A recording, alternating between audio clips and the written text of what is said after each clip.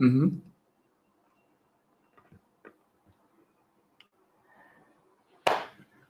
Right, we're on. Thank you very much for joining us. We can see quite a lot of you are still coming in, so we'll just take it nice and easy to start off with, shall we? Yeah, more than happy to do that, Darren. We will take it nice and easy. Just wait for a few more people to join us, and then we'll probably get started. Can we just get probably a couple of thumbs up or yes if you can hear us loud and clear, or if we need to make any adjustments, it would be much appreciated if you could just drop a comment in there. I know normally some people jump up straight away and say, we can't hear you. Oi. Now, the chat bit isn't there just to confirm that you can hear us. You can put questions to us as many times as you want throughout this session. We're looking at employability and how you can get into interview techniques and stuff like that. So we'll be going through those, but also anything that you think you may want to ask Jake and myself throughout the session, please do. Get it into that chat bit and just let us know exactly how it's going for you out there. We appreciate it can be quite hard to get your foot in the door. So we'll be going through that. And if you want to ask anything of us, please do. And then anything difficult, Jake can answer. Anything else, I'll do, yeah? I've got the coffees this morning. Yeah, all right, okay. Yeah, no worries. So this morning you've got myself, Darren, and Jake here talking to you about employability and interview techniques. This is massively important for apprentices, especially those that are full-time, Jake, or for those that are trying to enter the industry. Now, I must admit, I was pretty lucky. I went and got an interview and landed a job first time. Mm-hmm. But I do know through my many years of being a lecturer that there were those that went through many interviews and kept getting them rejection letters or not getting anything at all. I think that's the difficult part, isn't it? Is when you're not getting anything back from, you know, you've been out to 10, 15 interviews and all of a sudden you're not getting anything back. It's, you know, probably really does knock the confidence of the yeah, it will do. Now, one thing I will say is that don't take it personally. Contractors, when you get into actually finding what they're like, they are really busy people. Some of these, they're doing their pricing and invoicing on Sunday nights. Yeah. They're trying to get the kids to bed. They're trying to get everything ready for a Monday. And the last thing they've got really is to spend time trying to get out there to people. So yes, although it's a knock to you personally, please don't take it as too much of a knock. And hopefully what we're going to talk to you about today is going to mean that you won't get any of them knockbacks anymore, and it will be just a simple case of turning up, knocking it out the park, and then starting your job. Now, I'm going to just talk about what employers want.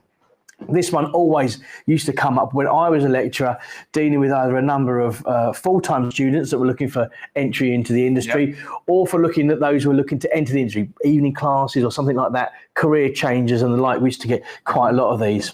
And I think you have to put your mindset into that contractor. What are they looking for? So as a lecturer, I was there and sort of understood it a bit more. And as a contract manager, again, when we were employing apprentices, we knew of it a little bit more. And you've employed people as well, Jake. And again, we always say go smart, go look the part and stuff like that. But ultimately, what they're looking for is a candidate that can and has got the ability to get to work themselves. That's a real big thing, isn't it? That's probably the most important thing for a lot of people is they don't want to be spending time moving around the town or that they're local to, or going across the other side of the city to pick up an apprentice.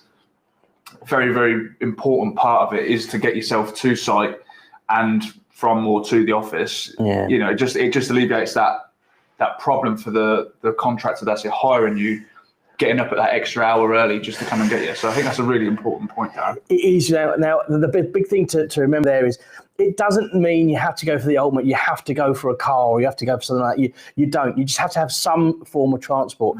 And if you're talking to the employer at the interview stage, that's where you want to make it quite clear. Look, I have my own transport. I am willing and able to get to A, B, and C. Yeah. Now, we've heard of people saying they've got mopeds, they've got motorbikes, even the push bike. Back in the day, I remember the push bike was good. To my apprenticeship, yeah, on a push bike from one end of the town to the other. Not so good in the ice. All uphill, was it? No, it was all downhill on the way, so it was pretty good. But when I come home, I'm back from a full day. So. Yeah, and again, that's the big thing there is the fact that you've got a bike or whatever, and it needs to be something that you can say, right, I will then go straight to site. I won't come to the yard and then straight to site. I'll meet you straight at the site or whatever. That was a really, really big thing for contractors to have. Because the contractor that's employing you may not be the guy that you're actually working with on a daily basis. The guy that you're probably working with on a daily basis may have his own commute to work, and then he's got to worry about you as well. They were normally always really good at getting you home.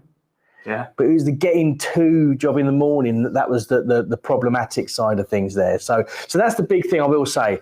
If you're going to look at trying to go to these interviews, even if you're not at the moment transportable, then you perhaps want to say, however, I am doing driving lessons, I am doing this, I am looking to get on the road as soon as possible.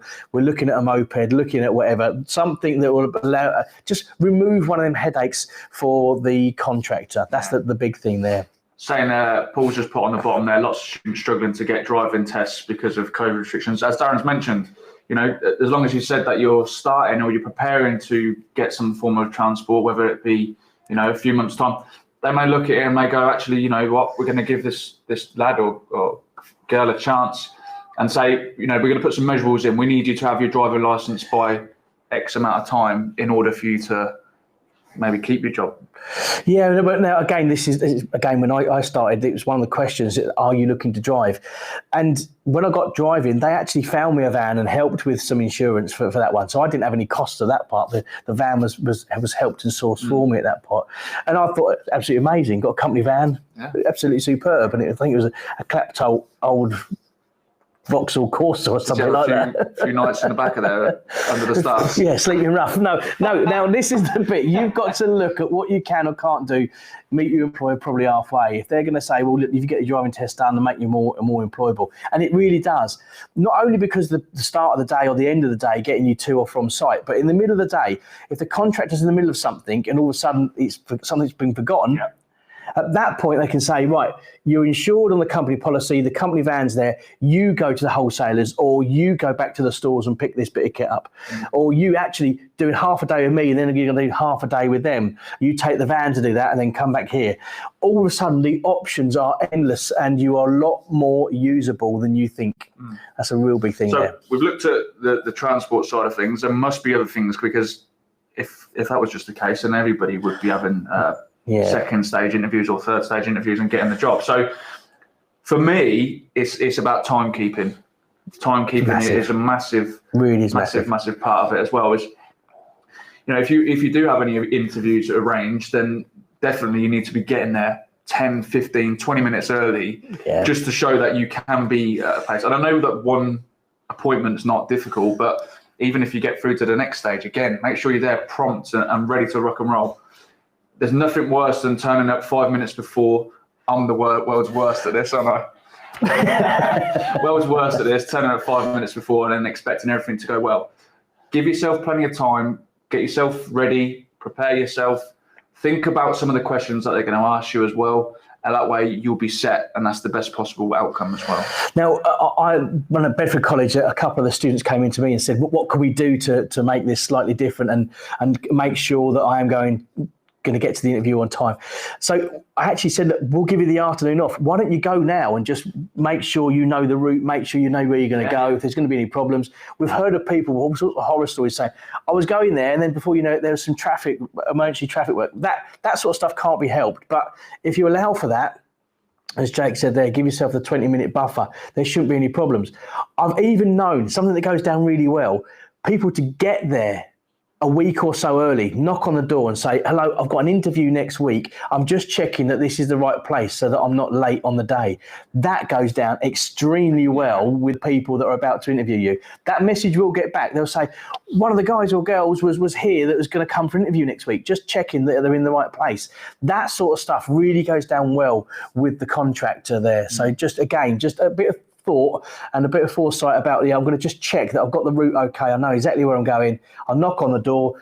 Sorry to disturb you. I'm not going to keep you long. Am I in the right place for the interviews that are happening next week? Well, you may find that you're not, which is brilliant, absolutely brilliant. You know, when we look at our office, there's a number of ways of getting in, and there's a number of doors that you can get into. So, you know, if you was going for a job here at Scolmore, then of course, you know, you probably would want to do a dry run because there's a number of entrances to the building. Yeah, so again, that's the bit there.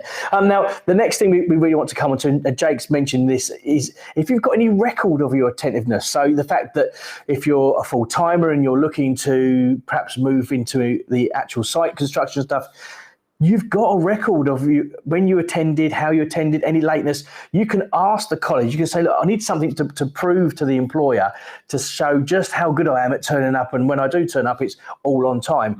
And they should be able to share that information with you, and you should be able to take that along.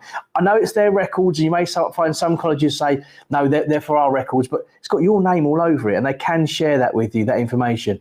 And you then can share that with whoever you want to. So you can pass it on. So when the question comes from the employer, what's your attention like, you can actually, rather than sitting there and just discussing it, you can say, here, let me show you, this is my 6 months at college, or this is my so many months at college. I've been every single time. There's 1 or 2 occasions that I couldn't make, either careers fair or whatever, doctors or whatever. We all have them in life, don't worry about that. But the rest of it, you can give an outline there to say, look, this is me, this is how good I am at getting to where I need to be on time. That comes across really, really well. The other thing I'd say about colleges is they will be able to give you, if you're a full-timer looking to move into employment, they will be able to give you the little bit of a rundown about how you're doing at college. So if you say to them, look, I've got to turn up and knock it out the park. Effectively, you have got to be better than the person that's turning up next. Going with all this evidence will really separate you from some of them others. So if you can drive, if you've got evidence that you can lay over that shows how attentive you are, you're always on time, you're always there, plus ask the college for a little bit of a synopsis of how you're doing, just an email that quickly says, yeah, he's up to date with all this, or yes, they are absolutely flying, the maths are going really well, they've done these units, absolutely fine. Take that along and then say, look, that's from my college that shows you just how well I am doing. That sort of stuff really, really does go down well with the employers there. So that's really, really key. Employers absolutely love that. The other thing I think we'll come on to, which is gadgets and gizmos, and Jake likes this one, right? So look, mobile phones, we all have them. We all live our lives in them. But at this point there, if you get the chance and you're sat there in an interview and there's a couple of guys that are in and you're sat out there waiting, just try and refrain from getting the old phone out and flicking through it and having a look at what's going on. If that employer then comes out into the corridor and sees you just sat on your mobile phone, it sends all sorts of signals, doesn't it? It does, yeah, very much so. And again, you know, we said about the timekeeping, get there a little bit early already. Probably when you look at your phones as well, as soon as you walk in the building, that's it, it goes away. Similar to when you start working out there on site, it's important that you actually know that your phone, there's always emergencies, we get that. Yeah. But as soon as you get to work, that's what they're going to be looking for. So as soon as you step into the building, put your phone away, and then that's it. They know that when you go to work, they know that you're going to get their full attention. Your phone's not going to be out every 2 minutes. Yeah. You're not going to be texting your mates or looking at Snapchat or Instagram, whichever it is. So it's a big one, like Darren said. As soon as you step into that building, put your phones away. Just get through that half an hour. And the same principle for when you actually start a job. Just get through the day's work, and then you'll have your own time when you get home, and you can do whatever you want. Yeah. Just show that you're willing to put things away and leave stuff behind and just get on with work. I mean, we're not saying mobile phones should be absolutely chucked away. That's not, because we do live in a world now where people are connected and they need to be contactable all the time. But just set some priorities. The priority is the job. For them hours a day, let the job be the priority. You're going to get a break in the morning, a lunch break, and then something else probably in the afternoon. You're going to get opportunities to get into the phone and see what your mates are doing or whatever. But for the hours in and around that, just either leave it in the van glove compartment, put it in your box that's got everything else in it, like the sandwiches and stuff like that. Just leave it there and then just give them your full attention. The amount of apprentices that have gone through interview really well, got onto site, and then within 2 weeks they're back at college and saying, what happened? I say, well, I don't really know. And when you do ask the employer, they say, always on the mobile phone, always not giving me the attention, always on that mobile phone, or always late, or something like that. There's normally something around it that stops it. So just look out for that. The other thing I'll say, which I don't think has done you any good, Jake, but it did for some other youngsters, work experience. Did you do any work experience? I didn't do any work experience, actually. When I did work experience from school, I think it was year 10, I went and worked with my uncle doing graphics design. So absolutely nothing like I actually wanted to do in the end. But I did start out as a labourer, and then I did progress into actually going into college. So I did have a bit of a feel, and I did have a bit of understanding as to where I wanted to go.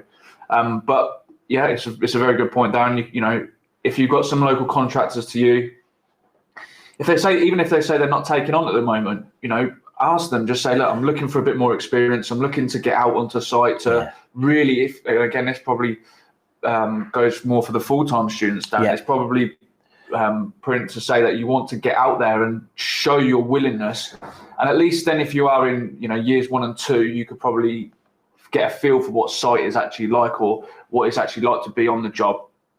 That way you get that feel for being an electrician. Yeah, because an electrician isn't just an electrician. You may be with a site that does domestic, you may be one that just does pure industrial, maybe one does maintenance, so you get a feel for that. But work experience normally comes across as this dirty word, free. Now, it is. Normally work experience is free. You'll get nothing back for this one. However, the employer, sometimes we've known it where they do say that you've been brilliant for 2 weeks, here you go, here's 50 quid or 100 quid or whatever it may be.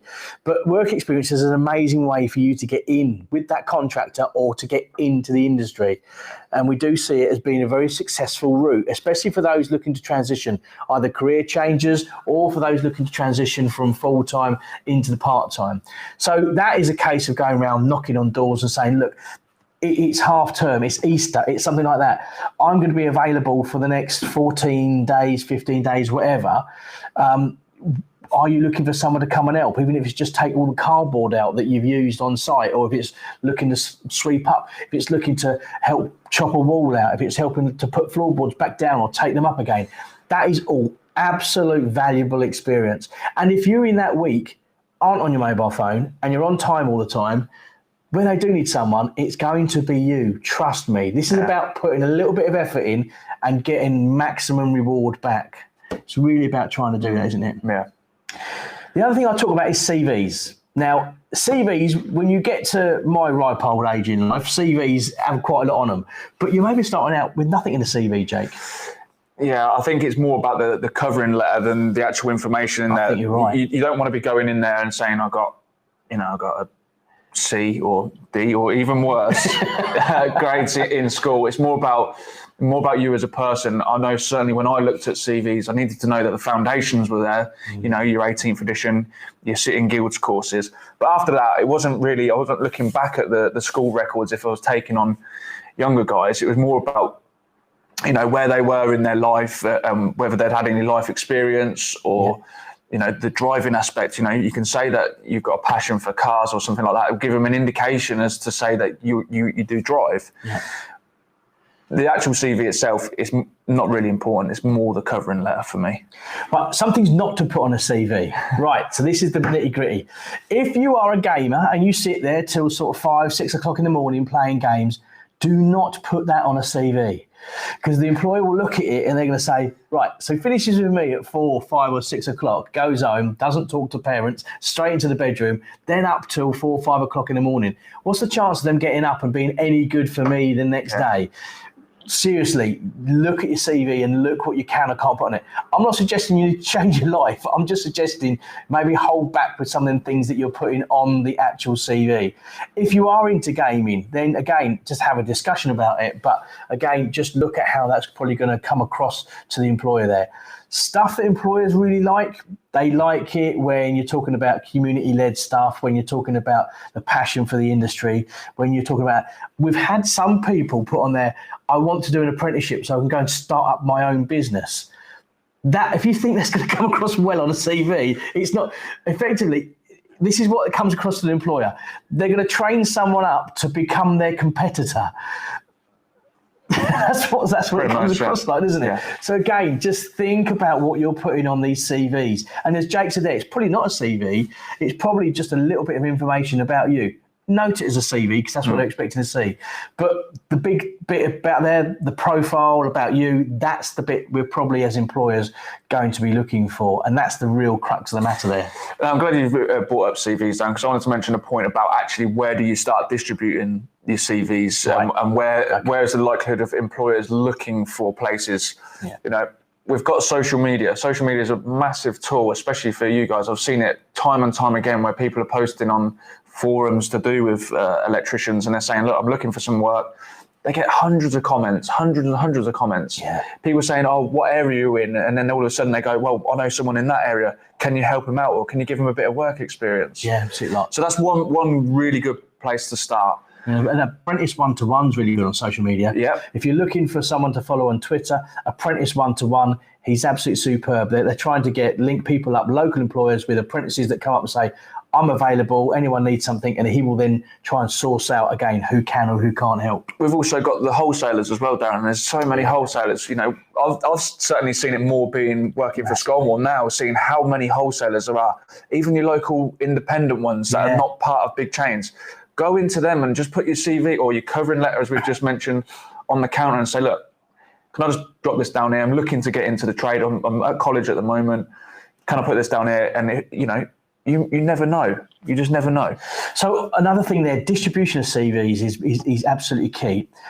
If you really are starting somewhere and you haven't got a clue what to do, I've known lots of apprentices say, I sent off 20 emails last week, haven't got an answer back. Remember, contractors are really, really busy, and they will just fly through their inbox and just get rid of an awful lot of stuff that they don't need to do. If you've got a CV in your hand that goes in a nice envelope, that you walk up to the door, knock on the door, talk to someone, talk to anyone, hand them over that CV, that will go down a lot better than a CV that's just simply emailed over. Even if you see an advert online, don't just reply to it by direct email. Print your CV off, print your covering letter, print that introduction to you off, put it in an envelope, walk it to the door, knock on the door and say, I've seen an advert online, this is my application, I'd like to push this forward, please. HR department, if it's quite a big organisation, if it's a small organisation, you could be knocking on the door and talking to the wife or someone that actually lives there and saying, I'd like to give this to the owner, please, and then hand that over. Trust me, that goes down really, really well with the employers that are out there. So, look, Jake and I aren't hopefully teaching you how to suck eggs, but there are some real key things from an employer's point of view. One is the fact that you have the ability to travel, or you're looking to work towards getting yourself mobile. Now, there's lots of different ways of doing that. Mm-hmm. Probably an e-scooter nowadays. That's the way they go, isn't it? They're still illegal, so we don't promote that. Then there's the making sure that if you do get the opportunity, it may be through work experience, that you make yourself available, make the most of it. How are you going to do that? Put the mobile phone away. Yeah. That's a really good thing. And just show willingness to listen and just keep asking lots of questions. You can get a bit annoying asking questions, but they'll like that. They'll say, at least they are asking and they're interested.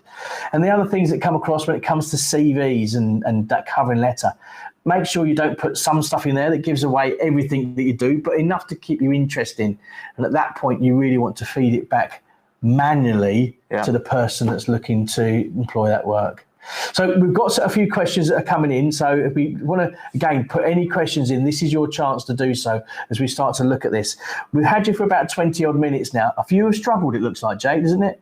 Yeah, a few have struggled, but I believe this will be on the on-demand on the Apprentice site that is on Voltimum. I think most of the questions, Darren, are actually people just saying they can't get on, but some saying they restarted, so hopefully they managed to get in. Yes. Paul's put down here when we mentioned about the attendance record, he actually gives it to his students, which again, is a great tool to have. If you've got any evidence like that at all, because think of it from an employer's point of view. So as an employer, I don't know this person sat opposite the desk.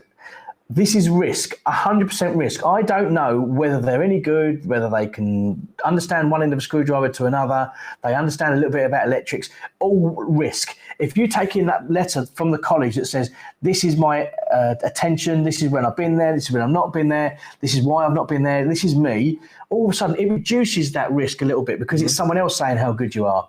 Likewise, if you've got anything else from the college that says, this last term, this student has completed A, B, C, D. Again, all of a sudden, it reduces the risk from the employer's point of view because we actually know a little bit about you before saying, yeah, you know what, I'm going to give them a job. I don't know anything about this person and I'm going to give them a job. Now, when we were at NIC, EIC, we used to do an awful lot with apprentices. And unfortunately, what you're up against here is an industry that is very well known for employing people that is related to the organisation. So they will employ the nephew of someone who works for them. They'll employ the son of someone who works for them. And it's all done on hearsay. You've got to break that chain. And the way you do that is to be the best you can be in the interview. How are you going to do that? Take on board some of the advice me and Jake are just giving you and give it everything you can in that interview. Mobile phones being the big one. Just leave the mobile phone out of it. So, Darren, just probably another important point. What's the sort of questions that you're going to be looking to ask them when they do actually finally get into that interview? Because we need to know some sort of technique and way to not deflect, but we need to understand what sort of answers they're looking for. Well, the first few answers are going to be just to make the apprentice comfortable. So, how did you get here? You're okay? What you're studying at college? And again, you can tell them or show them the portfolio that you've got. After that, it's going to be okay. So what are you hoping to do? As an employer, I want to know. Well, yes, I'm interested in first fixing, second fixing. I like domestic. I like commercial. I like industrial. That's the type they're going to look for. If I sit there, and I've had this before where I interview people and I said, so what type of work do you want to do? And it's just electrics. I said, right, okay, so what type of electrics? I'm just into electrics, innit? Right, okay, then, so you're not really interested in anyone? Yeah, I don't really know. That to me is sending out all the signals. This person did not understand anything. And in fact, I really just glazed over the next 5 minutes just as much as they did. And I think within 10 minutes they were in and then out. They really know and think about some of these questions. So they will ask you, what have you been doing at college? Don't just say electrics, because that's a really big, massive part. Say, I've been doing some pyro, some FP, some twin and earth, some SWA. Break it down. Lighting circuits. They love that sort of thing, don't they? We've been learning how to do ring mains and bits like that. They love that sort of thing, trying to talk to them. Depending on what level you were in, and again, what level, if you're working towards the end, you're getting towards that level 3 qualification, then the conversation will become a bit more in depth. You may even, if you're in the same sort of geographical area as the college, you may have a little bit of a link back to the college via the employer. They may say to you, because I used to say, who's the lecturers there at the moment? I've even had people sat opposite me that didn't know their lecturer's name. And again, that just shows to me that they're just not switched on when the lessons are going on. So I used to prompt them, say, is it going to be at Bedford College with Derek Hope, Andy Croft? These were some great lecturers. And I said, is it one of these guys? Oh, yeah, I think I've got Andy. To me, that just comes across as this person really doesn't get why they're there and what they're doing. But then asking someone else and saying, who's your lecturers? And say, I have Derek Hope for maths and I have Andy Croft for installation technology. All of a sudden, great. This person knows who they are, knows where they are, knows who they're talking to, and understands a little bit about their college day. Probably a big thing. The other one as well is that I certainly used to look for, and I always got asked on any interview that I went to, and it was, what do you know about this company? So what do you know that we do? You've mentioned a few different things there, domestic, industrial, commercial, etc. One of the businesses will probably be predominantly one of those areas. They come in and they say, so what do you know about the company? And then you go, well, I know that you do a lot of work in a domestic area. I've seen that your van's parked up around streets local to me. Good. That's a good one. Yeah. Domestic houses. I've seen you in blocks of flats. So you must do a bit of commercial.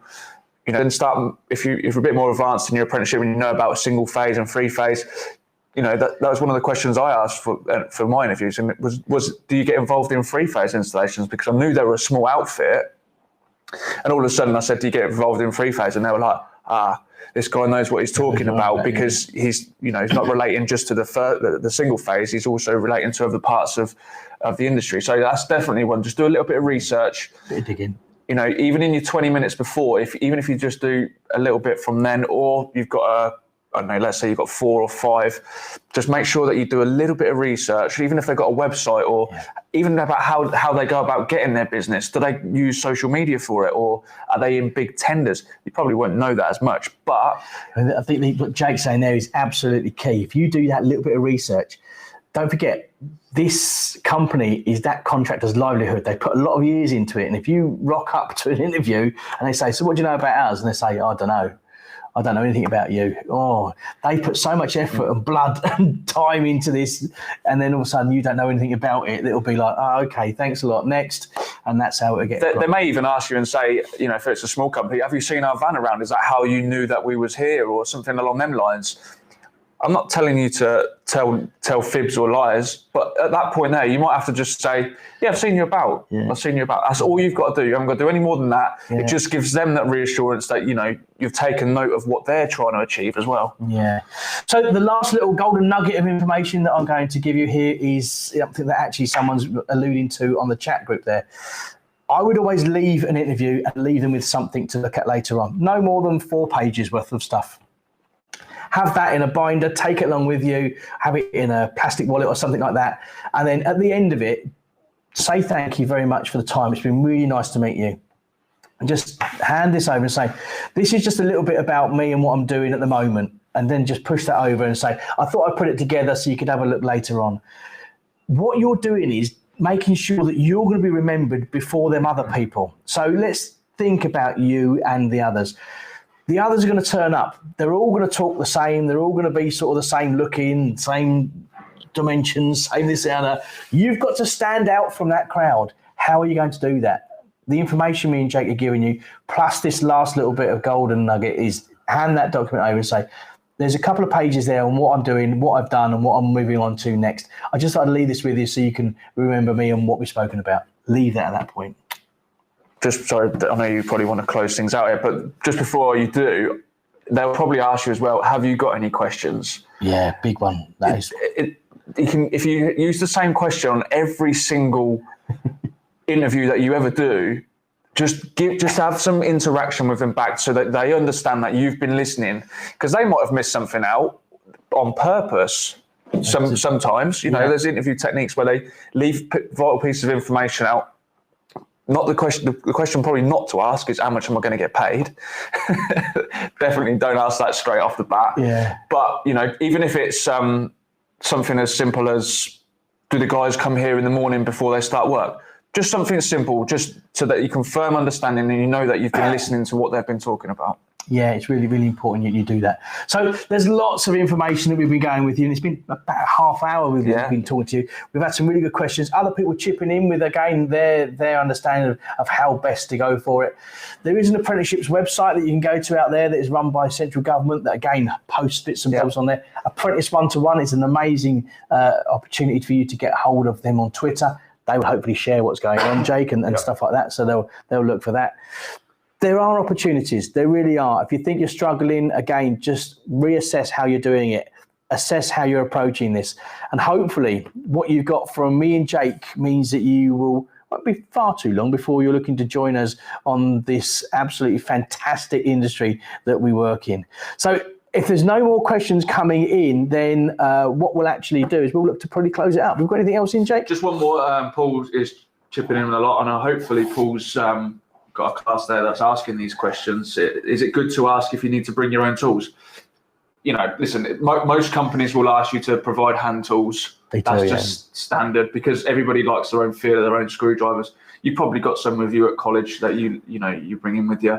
But power tools and testers and stuff, you know, normally the company would do it. It's probably, even if you use that as your last question, it's an easy one to remember. You know, when they say, is there any questions you want to ask? If you use that question on every time, you know, at least you've asked something. Yeah, you've got something to go with there. So thank you very much. We appreciate there's been quite a lot of you reviewing this. We've got some questions that we want to come in now. So if the team back at Voltamon wants to take over and look to share some of these, that'd be great. So if you get the opportunity up on screen, just please rate this as you're going through. You can scroll down. There's a couple more for you to do as well as you're going through there.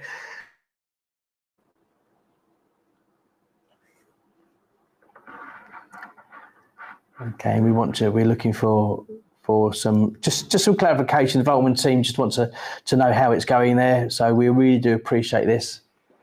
Yep. So thank you very much, Darren and Jake. Yep, we'll just keep this survey up for a couple of minutes just so that you guys can fill this out. Obviously, if anyone has struggled to see the webinar, it will be online on the Electrical Apprentice website afterwards.